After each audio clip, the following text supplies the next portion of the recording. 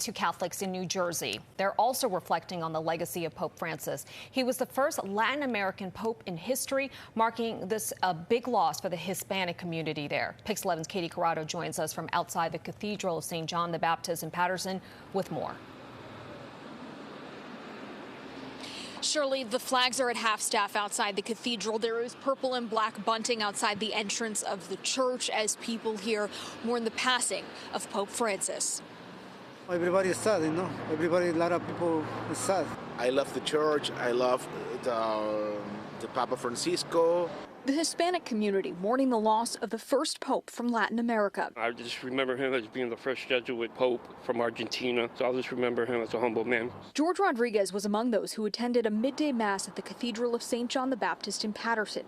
Paterson's Bishop Kevin Sweeney says Pope Francis resonated among the diocese's Hispanic population. They can see themselves in him. He was the little boy who grew up in Argentina, you know, of immigrant parents himself. His parents were immigrants from Italy, so he understands us, the immigrant church and the Latino church. He represents us so beautifully. Monsignor Gino Silva had the rare opportunity to work directly with Pope Francis on the Jubilee of Mercy, and says he watched as the Pope made time for a young girl in despair, pushing back his schedule with dignitaries and world leaders to tend to someone more vulnerable. She said, "My brother's dying of cancer. I have to speak to the Holy Father." I quickly went over and I just said, "Do you have time for one more?" And the Holy Father sits with this 12-year-old girl as if she is the Queen of England for 20 minutes.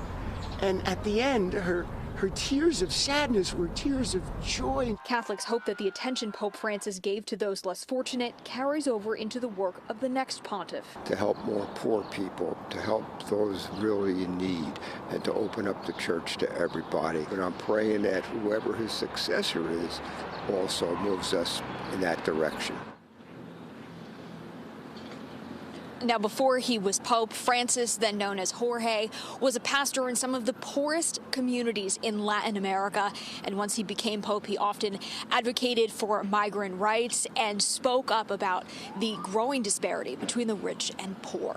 Reporting live in Paterson, New Jersey, I'm Katie Corrado, Pix 11 News. All right, we're reminding of his impact all over the area. Katie, thank you so much. Lasting legacy indeed.